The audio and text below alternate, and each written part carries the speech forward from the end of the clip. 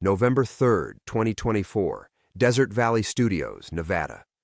Frank McKenzie had seen 1,000 stunts go wrong in 30 years. But when the young man hit the ground during the warehouse explosion sequence, something made Frank's blood freeze. The kid's face, the scar above his left eyebrow, the way he rolled on impact. Tommy Castellano had been dead for 15 years. November 3rd, 2024, Desert Valley Studios, Nevada. Frank McKenzie had seen 1,000 stunts go wrong in 30 years. But when the young man hit the ground during the warehouse explosion sequence, something made Frank's blood freeze. The kid's face, the scar above his left eyebrow, the way he rolled on impact.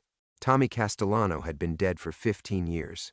Frank had held his broken body in a burning car in 2009, felt his last breath on his neck, buried him in Burbank Cemetery, Plot 47C. Yet here was Tommy, 23 years old again, bleeding into Nevada sand while 300 crew members laughed at what they thought was movie magic.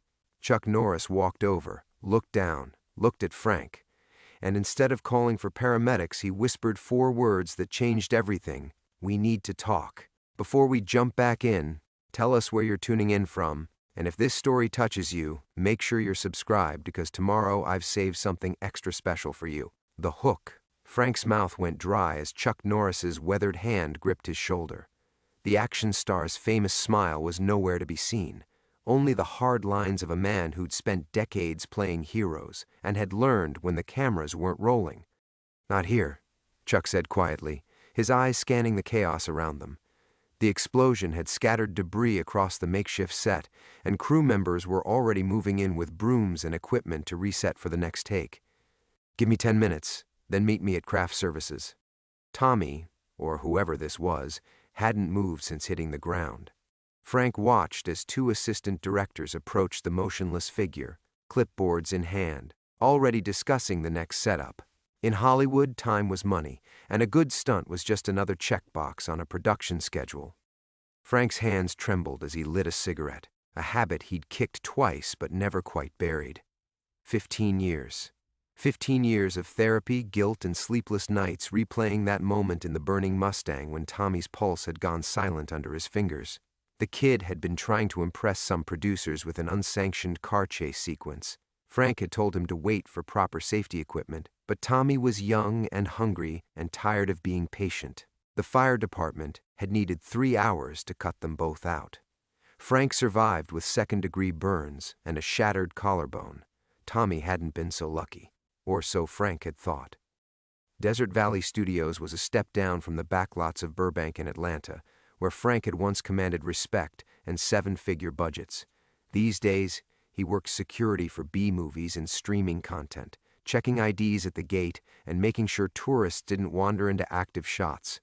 It was honest work, but it wasn't the life he'd built before everything went sideways. The craft services tent buzzed with the usual post-explosion energy. Grips comparing notes on the blast, camera operators reviewing footage on tablets, extras still high on adrenaline. Frank found Chuck sitting alone at a corner table, 2 cups of black coffee steaming between his hands. "Sit down, Frank." Chuck's voice carried the authority of someone accustomed to being obeyed. "We need to discuss what you think you saw." "What I think I saw." Frank's voice cracked like a teenager's. "Chuck, that's Tommy Castellano bleeding out there. I've had nightmares about his face for 15 years. Tommy Castellano died in Los Angeles in 2009. Chuck sipped his coffee without breaking eye contact. "I was at his funeral, stood right next to you at the graveside." Frank remembered. Chuck had flown in specifically for the service, had even spoken to Tommy's mother about setting up a scholarship in the kid's name. At the time, Frank had been touched by the gesture, a Hollywood legend taking time to honor a stuntman he'd worked with once on a forgettable action sequel.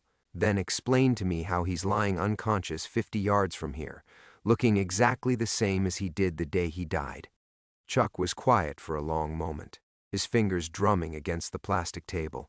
Around them, the normal rhythms of a film set continued, radios crackling with departmental chatter, generators humming, the distant sound of someone testing pyrotechnics for the next sequence. "Sometimes," Chuck said finally, "the government needs people to disappear. Clean slate, new identity. protection from very dangerous individuals. It's not the witness protection program you read about in newspapers. You're talking about Tommy.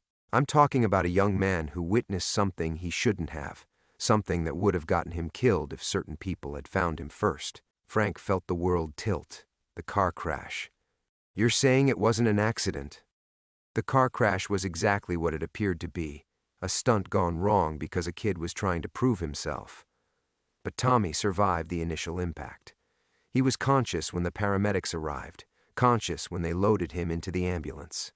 Chuck leaned forward. What happened after that? That was us. Us? People who understood that Tommy Castellano needed to die if Thomas Castellano was going to live. Frank's cigarette had burned down to his knuckles without him noticing. He dropped it, grinding the ember under his boot while his mind raced through the implications. The funeral had been closed casket, Frank had assumed because of the fire damage. Tommy's mother had been inconsolable but strangely distant, as if she was grieving someone who had already been lost to her. Why are you telling me this? Chuck's expression hardened. Because you're about to become a problem, Frank, and I like you too much to let you stumble into something that could get you killed. In the distance, Frank could see paramedics finally approaching the figure on the ground. Real paramedics this time, not whatever cleanup crew had been standing by. Tommy, or Thomas, or whoever he was now, was being loaded onto a stretcher with practiced efficiency. What do you want from me? Chuck stood, his coffee untouched and cooling. Forget what you think you saw.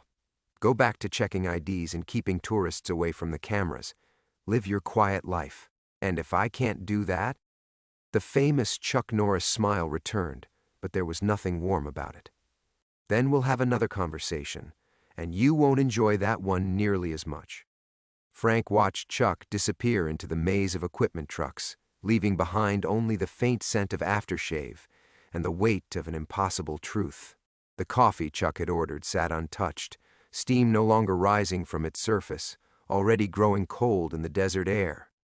The security golf cart felt heavier as Frank drove the perimeter road back to his trailer, a double-wide parked behind the main production offices that served as both his workspace and, increasingly, his refuge from a world that had grown too complicated for his taste. The keys jingled against the small St. Christopher medal on his keychain, a gift from Tommy's mother at the funeral. St. Christopher, patron saint of travelers, she'd whispered through her tears. To keep you safe on dangerous journeys. Frank had carried it every day since. His trailer smelled like instant coffee, cigarettes, and the industrial disinfectant the cleaning crew used on the bathrooms. A small refrigerator hummed in the corner, stocked with energy drinks and leftover sandwiches from craft services. The walls were covered with production schedules, employee rosters, and a collection of call sheets from movies he'd worked over the past 5 years, a far cry from the Oscar-nominated films that had once made his reputation.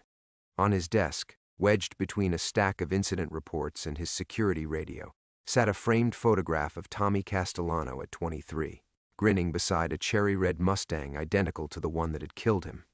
The picture had been taken during pre-production on Desert Thunder, back when Frank still believed that careful planning could prevent any accident, that experience could protect the young from their own ambition. Frank picked up the frame, studying Tommy's face for the 100th time. Same dark eyes, same cocky half-smile, same scar above his left eyebrow from a motorcycle stunt gone wrong when he was 19. The man on the stretcher had looked exactly like this photograph. Not 15 years older, not marked by time or trauma or whatever life he'd supposedly been living under another name. His phone buzzed. A text from Elena, his daughter in Phoenix, Dad. Still planning to visit next weekend? Sophia's been practicing a song for you on her guitar. Frank smiled despite everything. Sophia was 8 now, Elena's daughter from her second marriage, and the closest thing to a grandchild Frank was likely to get. Elena had inherited her mother's cautious nature and her father's stubborn streak. She'd made it clear that Frank's chaos-filled Hollywood years had cost him enough family time. These weekend visits were precious, carefully scheduled around her husband's work and Sophia's school activities. He typed back, "Wouldn't miss it." "Tell Sophia I'm bringing my harmonica." The response came immediately, "Just remember, no scary stunt stories this time." She had nightmares for a week after you told her about the helicopter sequence. Frank set the phone down, guilt mixing with the affection that always came when he thought about Sophia. Elena was right to be protective. Frank's world was full of controlled explosions and calculated risks, of people who made their living by coming as close to death as possible without crossing the line. It wasn't a place for children or for anyone who wanted to sleep peacefully at night. Outside his window, the set was resetting for the next sequence. Frank could see the director reviewing footage on a monitor, the pyrotechnics team checking their equipment, actors touching up their makeup between takes. Normal, professional, the kind of organized chaos Frank had spent 30 years navigating. But nothing about today felt normal. He opened his laptop and searched for Thomas Castellano, feeling foolish even as he typed. Chuck's story was impossible. Government conspiracies belonged in the movies they were making, not in the quiet corners of Frank's carefully reconstructed life. Yet the search results made his hands shake. Thomas Castellano, stunt performer, age 28, recently moved to Nevada from Colorado. Credits on 3 independent films, all within the past 18 months. A social media profile showing him rock climbing, skydiving, living the kind of adrenaline-fueled lifestyle that Tommy had always craved. The photos were definitely Tommy. Older, more weathered, but unmistakably the same man Frank had held as he died. Frank's radio crackled to life. Security to main gate. "We've got visitors without proper clearance." He grabbed his clipboard and keys, grateful for the distraction. Routine problems he could handle. Unauthorized photographers, fans hoping to catch glimpses of minor celebrities, delivery trucks with incorrect paperwork, simple issues with simple solutions. As he drove toward the gate, Frank caught himself checking the rearview mirror more than usual, scanning the horizon for anything that didn't belong. Chuck's warning echoed in his mind. "You're about to become a problem." But Frank had been a problem before, and he'd survived. The question was whether he wanted to survive this one quietly, or whether 15 years of guilt and unanswered questions were finally going to demand their due. The sun was setting behind the mountains, painting the desert in shades of gold and red that reminded him of fire. The main gate stood empty when Frank arrived, no visitors in sight. He sat in the golf cart for a moment, scanning the access road that stretched toward the highway. Heat waves rose from the asphalt like ghosts, distorting the distant mountains into shimmering mirages. His radio remained silent. False alarm, probably. It happened sometimes. Crew members calling in movement they'd spotted from elevated camera positions, shadows that looked like vehicles, dust clouds that suggested approaching trouble. In the desert, paranoia came easily. Frank was about to radio back when he noticed the manila envelope tucked under his windshield wiper. No postmark, no return address, just his name written in block letters across cream-colored paper. The handwriting looked familiar, though he couldn't immediately place it. Inside the envelope was a single photograph and a brief note. The photograph showed Frank and Tommy standing beside the Mustang from Desert Thunder, but it wasn't the same image that sat framed in his trailer. This one was different. Tommy's expression serious instead of grinning, Frank's hand on the young man's shoulder in what looked like a warning gesture. Frank had no memory of this picture being taken, though the wardrobe and location were unmistakably from that final day of shooting. The note was handwritten in the same block letters. "Some accidents aren't accidents. Some deaths aren't final. Some secrets don't stay buried. If you want the truth about what happened to Tommy, be at the Starlight Motel on Route 95 tonight at midnight, room 17. Come alone and bring the St. Christopher medal." Frank's blood went cold. The St. Christopher medal was hanging from his keychain at that very moment, hidden in his pocket where no one could see it. Only 3 people had known about the medal: Frank, Tommy's mother, and the priest who'd conducted the funeral service. Tommy's mother had died of cancer 2 years ago. The priest had been transferred to a parish in Ohio, unless Tommy himself was still alive to know about it. Frank read the note 3 more times, his hands shaking worse than they had since he'd quit drinking. The paper felt expensive, substantial, not the kind of thing someone would use for a prank. But who would know to mention the medal? Who would have access to a photograph Frank was certain he'd never seen before? His radio crackled. "False alarm on the gate, Frank. Just tumbleweeds." "Copy that," he managed, though his voice sounded strange to his own ears. The Starlight Motel was 40 minutes north on Route 95, a relic from the days when travelers drove through Nevada instead of flying over it. Frank had passed it countless times over the years, a collection of pink stucco buildings arranged around a kidney-shaped swimming pool that hadn't held water since the Clinton administration. The kind of place where people went to disappear or to meet people who were supposed to be dead. Frank studied the photograph again. Something about Tommy's expression bothered him, not just the seriousness, but a quality he couldn't quite name. Fear, maybe, or resignation. The look of someone who knew he was running out of time. The sun had fully set now, leaving only the artificial glow of the film set's work lights and the distant sparkle of Las Vegas on the horizon. Frank's shift technically ended at 10, but with no other incidents to manage, he could leave early. Drive home to his apartment, pour himself a drink, pretend this day had never happened. Or he could drive north to Route 95 and find out whether the dead could actually speak. Frank's phone buzzed again. Another text from Elena, Dad? You didn't respond about next weekend. He stared at the screen, thinking about Sophia's guitar recital, about Elena's careful attempts to keep their family normal and safe, about the life he'd built in the aftermath of Tommy's death, quiet, controlled, insulated from the kind of chaos that had once defined his existence. If he drove to the Starlight Motel tonight, that life would be over. Whatever was waiting in room 17 would shatter the equilibrium he'd spent 15 years constructing. Frank understood that with the clarity that comes just before irrevocable decisions, but he also understood that some ghosts demanded their due. He texted Elena back, "Something's come up with work. Might need to postpone the visit. I'll call you tomorrow." The response came quickly, "Dad, you're scaring me. What's happening?" Frank turned off his phone without answering. He folded the photograph and note carefully, slipped them back into the envelope and started the golf cart.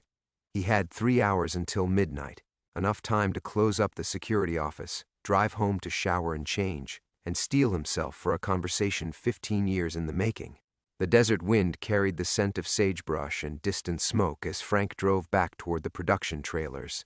Behind him, the empty gate stood open to whatever might come looking for him in the darkness. Frank's apartment felt like a crime scene when he returned from the set. Every familiar object, the leather recliner, the framed photos of Elena and Sophia, the collection of stunt coordinator awards gathering dust on his bookshelf, seemed to belong to someone else's life. He moved through the rooms mechanically, showering, changing into clean jeans and a button-down shirt, checking his watch every few minutes as midnight approached. The St. Christopher medal felt heavier in his pocket than it had any right to. At 11:15, Frank started his truck and began the drive north on Route 95. The highway stretched empty through the darkness, marked only by the occasional semi-truck hauling cargo toward Utah. His headlights carved a narrow tunnel through the blackness, and beyond that circle of light, the desert held secrets he wasn't sure he wanted to discover. Halfway to the motel, his phone rang. Elena's number lit up the dashboard display. Frank almost didn't answer, but guilt overrode caution. "Hey, sweetheart." "Dad, I've been worried sick. Your text sounded—" Elena paused, and Frank could hear Sophia practicing guitar in the background. "It sounded like goodbye. It's just work stuff. Nothing dramatic. Don't lie to me. I know when you're scared. It's the same voice you used after Mom died, like you're trying to protect me from something terrible." Frank gripped the steering wheel tighter. Elena had been 16 when her mother succumbed to cancer, old enough to recognize the careful way Frank edited reality to spare her the worst details. She'd inherited her mother's ability to read between his lines. "I might have to travel for a few days. Work situation that needs handling." What kind of work situation requires midnight phone calls and cryptic messages? "Dad, you check IDs at a movie studio. How dangerous can that be?" More dangerous than you know, Frank thought. "Elena, I need you to do something for me. If you don't hear from me by Wednesday, call Detective Ray Morrison with Las Vegas Metro. Tell him Frank Mackenzie was asking questions about Tommy Castellano." The silence stretched long enough that Frank wondered if the call had dropped. Then, "Tommy? Dad, Tommy's been dead for 15 years. Why would you—" "Just promise me. You're terrifying me. Promise me, Elena. I promise. But Dad, whatever this is about, please be careful. Sophia's been looking forward to hearing you play harmonica all week." The call ended just as Frank spotted the Starlight Motel's neon sign flickering against the sky. Half the letters were burned out, so it read Starry Mole in pink and blue cursive. The parking lot held 3 vehicles, a rusted pickup truck, a Honda with California plates, and a black sedan with windows too dark to see through. Room 17 sat at the far end of the building, its door painted turquoise but faded to the color of old copper. No light showed through the curtained window. Frank sat in his truck for several minutes, engine running, studying the scene for anything that felt wrong. But in a place like the Starlight, everything felt wrong. The building was a monument to wrong decisions and desperate circumstances. At 11:58, Frank turned off the engine and walked to the door. His knock echoed in the desert silence. No response. He knocked again, harder this time, and heard movement inside. Footsteps, the scrape of a chair being moved. "It's open," called a voice that made Frank's knees buckle. Tommy's voice. Exactly as Frank remembered it, the slight rasp from too many cigarettes, the working-class Boston accent that 15 years in Hollywood had never quite erased. Frank turned the handle and stepped into a room that smelled like stale cigarettes and industrial carpet cleaner. A single lamp cast yellow light across wood-paneled walls and furniture that belonged in a 1970s time capsule. The man sitting in the corner chair wore a baseball cap pulled low, but Frank could see enough of his face to confirm what his heart already knew. Tommy Castellano, alive, 15 years older than he should be, with lines around his eyes and gray threading through his dark hair, but unmistakably the same man Frank had watched die. "Hello, Frank." Tommy's voice was steady, but his hands shook as he reached for a pack of cigarettes on the side table. "I guess we need to talk." Frank remained frozen in the doorway, his mind struggling to process what his eyes insisted was real. "You died. I held you while you died." "Yeah, well, that's complicated." Tommy lit his cigarette with a plastic lighter that clicked 3 times before catching. "Close the door, Frank. We don't want curious ears." Frank stepped inside and turned the deadbolt, the sound unnaturally loud in the confined space. Through the thin walls he could hear a television playing in the next room, canned laughter from some late-night sitcom, absurdly normal given the circumstances. "Chuck Norris told me you needed to disappear," Frank said. "Something about witness protection." Tommy's laugh was bitter. "Chuck told you that, did he? What else did old Chuck share?" The way Tommy said Chuck's name sent ice water through Frank's veins. Not gratitude, not respect, fear. Frank moved deeper into the room, his legs unsteady. "Tommy, what the hell is going on? I've carried guilt over your death for 15 years. I quit coordinating because I couldn't trust myself to keep people safe after you failed me?" Tommy's voice cut like a blade. "Is that what you think happened?" "I know what happened. The cable snapped during the rooftop sequence. You fell 40 feet onto concrete. I held your hand while you died." Tommy stood slowly, favoring his left leg. In the yellow lamplight, Frank could see the scars. A jagged line along his neck, another across his forehead that disappeared under the baseball cap. "The cable didn't snap, Frank. It was cut." The words hit Frank like a physical blow. "That's impossible. I inspected every piece of rigging myself that morning." "After you left for lunch, yeah. But before that?" Tommy took a long drag from his cigarette, his hand trembling. "Someone got to it. Someone who knew exactly how to make it look like equipment failure."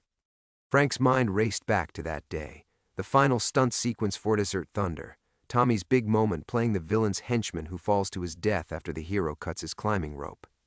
A simple gag, the kind Frank had coordinated hundreds of times. Safety cables, crash pads, precise timing. Nothing should have gone wrong. "You're saying someone tried to murder you? On my set?"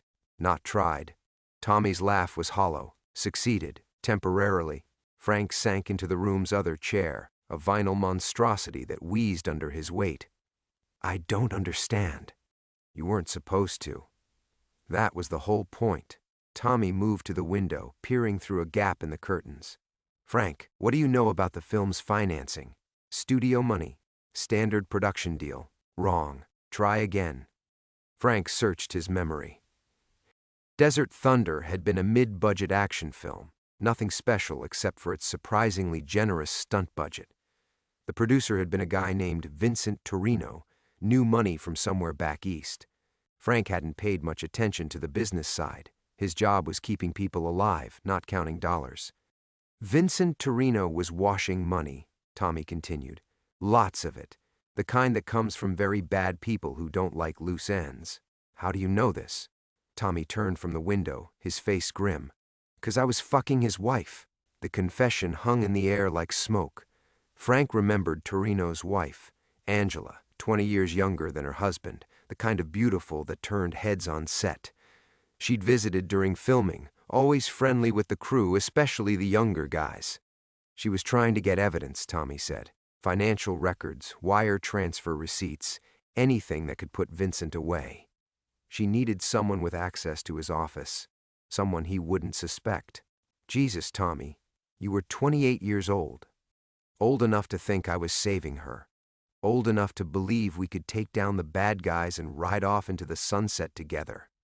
Tommy's smile was bitter. Vincent found out 2 days before my stunt sequence. Angela disappeared that night, probably at the bottom of Lake Mead by now. Frank felt the room spinning. So Vincent had your cable cut? Vincent gave the order. Chuck Norris carried it out. The name hit Frank like a sledgehammer. That's insane. Chuck was just an actor on the film. He wasn't even in that scene. Chuck was a lot more than an actor, Frank. Vincent owned him. Gambling debts, compromising photos, the whole package. When Vincent needed someone with access to the stunt rigging, someone the crew trusted, Tommy shrugged. Chuck volunteered for the job. Frank's hands shook as he reached for his own cigarettes. The St. Christopher medal swung from his keychain, catching the lamplight. If you knew all this, why didn't you tell the police? The FBI? With what evidence? Angela was dead, Vincent had an alibi, and Chuck was America's sweetheart. Who's going to believe a dead stuntman? But you weren't dead. Tommy's expression darkened. I was for 6 minutes, flatlined in the ambulance, the whole 9 yards. When I came back, the paramedic, a guy named Mitchell, he wasn't hospital staff. He was one of Vincent's people. Frank's blood turned to ice water. What did he do? Gave me a choice. Stay dead officially, disappear into witness protection, and maybe live long enough to see 30, or go public with what I knew and join Angela at the bottom of the lake. Tommy stubbed out his cigarette with violent precision. Easy decision. For 15 years? Vincent died 3 years ago. Cancer. But his organization didn't die with him, and Chuck. Tommy's voice broke. Chuck's been keeping me on a leash ever since. New identity every few years, new location, always under his thumb. One phone call from him, and Vincent's old friends come looking. Frank stared at the man he'd mourned for half his lifetime. Why are you telling me this now? Because Chuck's getting sloppy. That stunt today using someone who looked like me. He's sending a message, and because... Tommy met Frank's eyes for the first time since he'd entered the room. I'm tired of being dead, Frank. I want my life back. Outside, gravel crunched under tires. Tommy's face went white. He followed you. Frank spun toward the window as headlights swept across the motel room's thin curtains. Through the gap, he watched a familiar black SUV pull into the parking space directly in front of room 17. The engine shut off, and in the sudden silence, Frank could hear his own heartbeat hammering against his ribs. Get in the bathroom, Tommy whispered, already moving toward the small door at the back of the room. Lock it and don't come out no matter what you hear. I'm not leaving you. Frank, you don't understand. If Chuck finds you here, we're both dead. This isn't a movie. There's no stunt coordinator to keep us safe. 3 deliberate knocks echoed through the room. Tommy closed his eyes for a moment, then straightened his shoulders with the resignation of a man walking to his execution. Go, he hissed. Frank hesitated for one crucial second, then stepped into the narrow bathroom and pulled the door almost closed, leaving just enough gap to see into the main room. His hands shook as he gripped the cheap metal handle. Tommy opened the motel room door. Chuck. Tommy's voice was carefully neutral. I wasn't expecting you. Chuck Norris stepped into the room with the casual confidence Frank remembered from the film sets. Even at 73, the man moved like a predator. Controlled, economical, dangerous. He wore dark jeans and a button-down shirt, looking more like someone's grandfather than a Hollywood legend, more like someone's grandfather than a killer. Tommy, Tommy, Tommy. Chuck's voice carried the same folksy warmth that had made him America's sweetheart for 40 years. Did you really think I wouldn't notice you reaching out to old friends? Through the crack in the door, Frank watched Tommy's face carefully maintain its neutral expression. I don't know what you're talking about. The photograph, son. The one you sent to Frank Mackenzie. Very sentimental of you, but also very stupid. Chuck moved deeper into the room, his eyes scanning the space with professional thoroughness. Where is Frank, by the way? His truck's in the parking lot. Maybe he saw your message and decided not to come. Chuck's laugh was warm and genuine, the sound of someone enjoying a private joke. Frank Mackenzie spent 15 years blaming himself for your death. You think a man like that wouldn't show up when his dead protege calls from beyond the grave? Frank felt sweat beading on his forehead. In the confined space of the bathroom, every breath seemed unnaturally loud. Here's what's going to happen, Chuck continued, settling into the chair Frank had vacated. You're going to call Frank, tell him to come inside, and then we're all going to have a civilized conversation about the future. And if I don't? Chuck reached inside his jacket and withdrew a small revolver, placing it casually on the side table next to Tommy's cigarettes. Then I'll go find him myself. But Frank strikes me as the heroic type. He'll probably try to play the hero when he sees what I've done to you. Heroes die messily, Tommy. You of all people should know that. Tommy sank into the remaining chair, suddenly looking every one of his 43 years. What do you want, Chuck? What I've always wanted, compliance. You've been a good boy for 15 years, and I've kept you alive. But now you're getting nostalgic, reaching out to old friends, making waves. Chuck's voice never lost its grandfatherly warmth, which made the words more terrifying. Vincent's people are still around, you know. They have long memories about Angela and her little investigation. Frank's blood turned to ice water. Through the crack, he watched Chuck lean forward with paternal concern. The beautiful thing about fake deaths, Tommy, is how easy they make real ones. Nobody investigates the murder of a man who's already dead. You son of a bitch. The words came out as barely a whisper. Chuck's expression didn't change, but something shifted in his eyes, a coldness that belonged in a reptile, not a human being. I saved your life 15 years ago, convinced Vincent's people that you'd learned your lesson, that you'd never be a problem again. But children grow up, Tommy. Children stop being grateful for their parents' protection. Frank felt the world tilting beneath his feet. 15 years of guilt, 15 years of believing he'd failed in his most basic responsibility as a coordinator, keeping his people safe. And all of it had been orchestrated by the man sitting 10 feet away, speaking in the same warm voice that had charmed audiences for decades. The accident wasn't an accident, Frank whispered to himself, the words Tommy had spoken earlier suddenly taking on new meaning. Chuck stood slowly, the revolver now in his hand. Frank, why don't you come out of the bathroom? I know you're there. Your breathing gives you away. Frank's hand froze on the door handle. In the main room, Tommy's eyes widened with genuine fear for the first time since Frank had entered the motel. Some secrets, Chuck said, his voice carrying that famous folksy wisdom, are too dangerous to share. Frank's hand remained frozen on the bathroom door handle, his mind racing through impossible calculations. 3 steps to reach Chuck, the revolver already drawn, Tommy unarmed and 20 years out of practice. The mathematics of survival had never looked worse.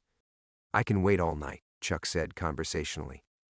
But my patience isn't what it used to be, and neither is Tommy's health. 15 years of stress takes a toll on a man's heart. Frank pushed the door open and stepped into the main room. Chuck's smile was genuine, the expression of a man greeting an old friend at a barbecue. Only his eyes remained cold, evaluating Frank with the precision of a sniper acquiring a target. There we are. Frank Mackenzie, legendary stunt coordinator turned security guard.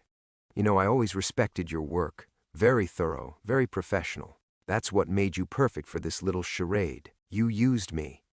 Frank's voice came out steadier than he felt. 15 years ago, you used me to cover up attempted murder. I used your guilt, Chuck corrected. Much more effective than bullets in the long run. A guilty man destroys himself slowly, methodically. Saves everyone else the trouble. Tommy shifted in his chair, and Chuck's gun hand moved fractionally in his direction, a subtle reminder of who controlled the conversation. Tell him about Angela, Chuck. Tell him what really happened to Vincent's wife. Chuck's expression flickered with something that might have been annoyance. Ancient history. Angela made poor choices. She involved herself in business that didn't concern her. She tried to expose a money laundering operation that was funding terrorism, Tommy said. Vincent wasn't just washing mob money. He was moving cash for people who killed Americans overseas. Frank felt pieces clicking into place like the components of a complex stunt rig. That's why you helped Vincent. Not gambling debts or blackmail. You were part of it. I was a patriot, Chuck said, his voice taking on an edge for the first time.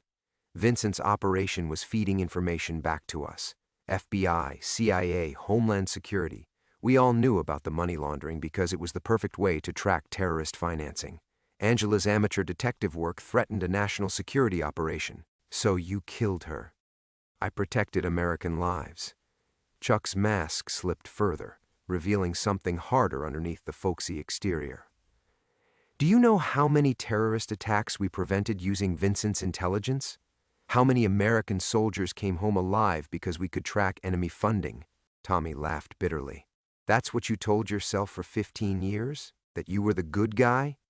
I know what I am, Chuck snapped.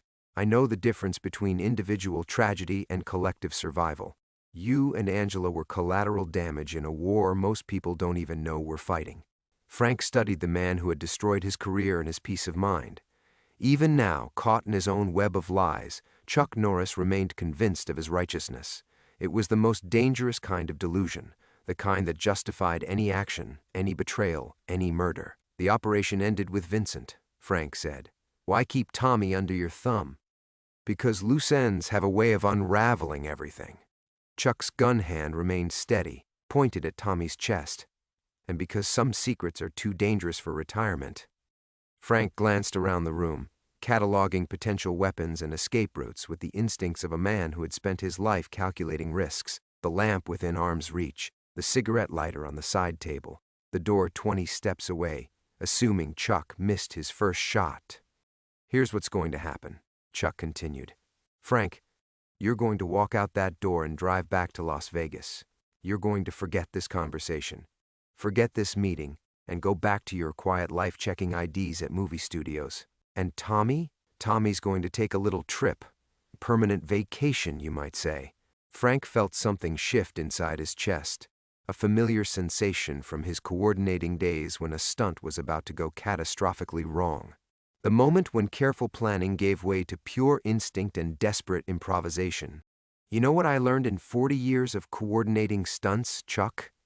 Frank kept his voice conversational, matching the other man's tone.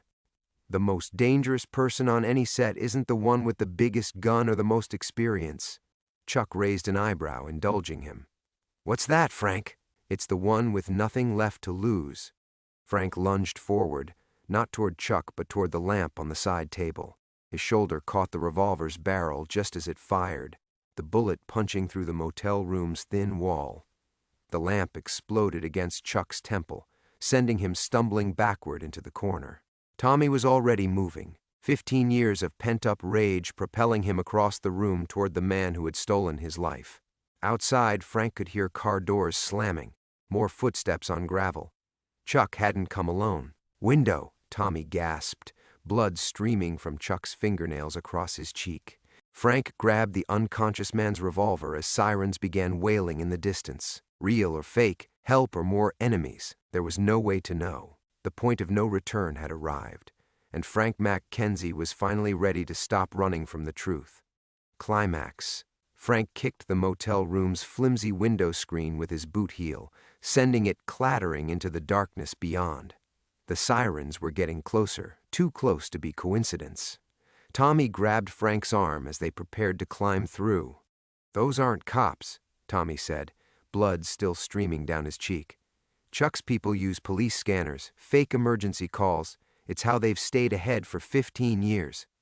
Frank glanced back at Chuck's unconscious form sprawled in the corner, the revolver heavy in his hand. For a moment he considered finishing what they'd started. One bullet would end the nightmare that had consumed half his life. One squeeze of the trigger would give Tommy back his stolen years. Don't Tommy read his expression with the intuition of someone who'd spent their youth under Frank's protection. That's not who you are. That's not who you taught me to be. The footsteps outside were spreading out now, surrounding the building. Professional, coordinated.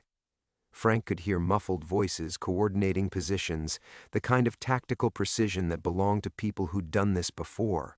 The truth, Frank said suddenly, still holding Chuck's gun. We need someone to hear the truth. Tommy stared at him. Frank, we need to run. Right now. Running is what got you 15 years of hell. Frank pulled out his cell phone with his free hand, fingers moving quickly across the screen. Running is what let Chuck Norris destroy both our lives. What are you doing? What I should have done 15 years ago. Frank hit record on his phone's video function, then nudged Chuck's unconscious form with his boot. The older man groaned, eyelids fluttering. Chuck, wake up. Outside, someone was testing the door handle. Frank could hear low voices discussing entry points, timing, angles of approach. Maybe 30 seconds before they breached the room. Chuck's eyes opened, immediately alert despite the blood trickling from his temple. His gaze went from Frank to Tommy to the phone in Frank's hand, and something like admiration flickered across his features. Smart, Chuck said, struggling to sit up against the wall. But it won't matter. Dead men don't testify. Tell the camera what you told us, Frank said, keeping the phone steady. About Angela. About Vincent's operation. About 15 years of keeping Tommy prisoner. Chuck laughed, the sound hollow in the small room. You think anyone will believe you? I'm Chuck fucking Norris. You're a washed-up stunt coordinator and a man who's been legally dead since 2009. The door exploded inward, cheap wood splintering around the frame. 3 men in tactical gear poured through, weapons drawn, faces covered. Frank didn't hesitate. He grabbed Tommy and dove through the window, both of them tumbling into the gravel behind the motel as gunfire erupted in the room they'd just abandoned. Frank's phone skittered across the parking lot, its screen cracked but still recording. Through the broken window, he could hear Chuck's voice, clearer now, speaking to his people. Find them, both of them, and make sure there are no witnesses this time. Tommy pulled Frank behind a rusted dumpster as flashlight beams swept the area behind the motel. The phone, he whispered urgently. Already uploading to cloud storage, Frank said, showing Tommy the notification on his cracked screen. Video, audio, GPS coordinates. I sent copies to 3 journalists in the FBI field office in Las Vegas before we went through that window. For the first time in 15 years, Tommy Castellano smiled with genuine hope. You magnificent bastard, shouts echoed from the motel room as Chuck's people discovered their targets had escaped. Frank could hear Chuck himself now, his voice stripped of its folksy charm, barking orders with military precision. Check the perimeter. They couldn't have gone far. And someone kill the fucking sirens. We don't need real cops showing up. Frank looked at Tommy crouched beside him in the gravel. This man he'd mourned, blamed himself for losing, carried guilt over for half his lifetime. I'm sorry, he said quietly, for not protecting you then, for not figuring it out sooner. You protected me the only way that mattered, Tommy replied. You never stopped caring. You never stopped carrying me with you. That's why I knew I could trust you with the truth. The searchlights were getting closer, sweeping methodically across the parking lot. Soon they'd be found, and Frank doubted Chuck's people would be interested in taking prisoners. But for the first time since that awful day 15 years ago, Frank Mackenzie felt at peace with himself. He'd done what a good coordinator always did. He'd kept his people safe, even when it meant risking everything. Whatever happens next, Frank said, checking Chuck's revolver and finding 4 rounds remaining, you're not dying alone this time. Tommy gripped Frank's shoulder, the gesture of a son to his father. We're going to live through this, old man. Both of us. I didn't survive 15 years of hell just to die in a Nevada parking lot. In the distance, real sirens began to wail, different pitch, different rhythm. The cavalry was finally coming. Chuck Norris's war was about to become front-page news. The real police arrived like something from a movie Frank might have coordinated 20 years ago, Squad cars screaming in from 3 directions, spotlight arrays turning the seedy motel into a stage set. Chuck's tactical team scattered like roaches when the lights hit them, their fake authority evaporating the moment genuine badges appeared. Frank and Tommy stayed hidden behind the dumpster until they heard a familiar voice over a bullhorn. Detective Maria Santos from the Las Vegas Metro Police, someone Frank had worked with during his studio security days. Someone who would actually listen. The next 6 hours passed in a blur of statements, evidence bags, and cell phone videos going viral on social media. By sunrise, Chuck Norris' arrest was trending nationwide, and Frank's grainy recording from the motel room had been viewed 2 million times. The full story took 3 months to unravel in court. Vincent's money laundering operation, Angela's murder, Tommy's fake death, and 15 years of enforced exile. Chuck's bizarre justification that he'd been protecting national security, even after the FBI testified that his supposed counterterrorism operation had been shut down and discredited a decade ago. Frank attended every day of the trial, sitting in the gallery next to the real Tommy Castellano, who looked strange with his legal name restored, his death certificate officially voided, his existence acknowledged by the world again. 6 months later, the Nevada morning was crisp and clear as Frank stood at the edge of the movie set, watching a young stunt coordinator named Jessica Chen walk her team through a complex car chase sequence. The precision was beautiful, every movement calculated, every risk assessed, every safety protocol followed with religious devotion. Frank felt the familiar ache in his chest, but it was different now. Not the sharp guilt that had poisoned 15 years of his life, but something gentler. Sadness, maybe. The melancholy that came with understanding how much time had been stolen, how many years had been lost to lies and manipulation. "You know, they offered me your old job at Paramount," Tommy said, approaching from the craft services table with 2 cups of coffee. He'd put on some weight in the past months, looked healthier, more alive. Stunt coordinator for their new action franchise. Frank accepted the coffee, noting how Tommy's hands no longer shook. Another gift of the truth finally being told. "You taking it? I'm considering it. But I'm 43, Frank. Half the coordinators in Hollywood weren't even born when I died. The business has changed." Frank nodded toward Jessica and her team. "The fundamentals haven't. Good people, careful planning, keeping everyone safe. Same as it ever was." They watched in comfortable silence as the stunt crew prepared for their rehearsal. Frank recognized the look in Jessica's eyes, the weight of responsibility, the absolute focus that came with holding other people's lives in your hands. He'd carried that look for 20 years before Chuck Norris destroyed everything. "The civil suit settlement came through," Tommy said eventually. "Chuck's estate, the studio's liability insurance, Vincent's forfeited assets. More money than I know what to do with. Money doesn't give you back 15 years. No, but it gives me the next 15. Tommy turned to face Frank directly. "I want you to consider something." Frank raised an eyebrow. "Partnership. Mackenzie Castellano Stunt Services. I've got the capital and the contacts. You've got the experience and the reputation, which by the way is better than ever since the trial. Every studio in town wants to hire the man who took down Chuck Norris." Frank felt something shift in his chest. Not the familiar ache of loss, but something that might have been hope. "You sure you want to tie yourself to a washed-up old coordinator?"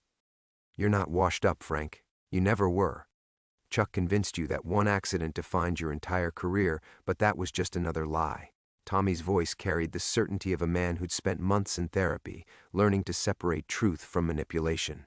"You saved my life twice, once when I was young and stupid, and once when I was desperate and alone. That's the Frank Mackenzie I remember. That's the partner I want." On the set below them, Jessica called action, and her team executed their sequence flawlessly. Cars spun and crashed and rolled exactly as planned, every impact carefully choreographed, every landing precisely calculated. No one was hurt. No one would blame themselves for imaginary failures. Frank watched the smoke clear from the staged wreckage and realized he was smiling for the first time in months. "Mackenzie Castellano," he said, testing the sound of it. "Has a nice ring to it." Tommy grinned, and for a moment Frank could see the eager kid he'd been 20 years ago, before Chuck Norris turned their lives into a nightmare. That kid was still in there, scarred but not broken, ready to build something new from the ashes of what was stolen. So, what do you say, old man? Ready to teach a new generation how to fall down safely? Frank looked out at the Nevada landscape where his career had seemingly ended, where Tommy had returned from the dead, where the truth had finally set them both free. The desert stretched endlessly in all directions, vast and unforgiving but somehow beautiful in its honesty. "Yeah," Frank said quietly, "I think I am." The ache in his chest was still there, would probably always be there, but it no longer felt like a wound. It felt like a scar, proof that he had survived something terrible and lived to tell about it. Proof that some stories, no matter how dark, could still have endings worth remembering.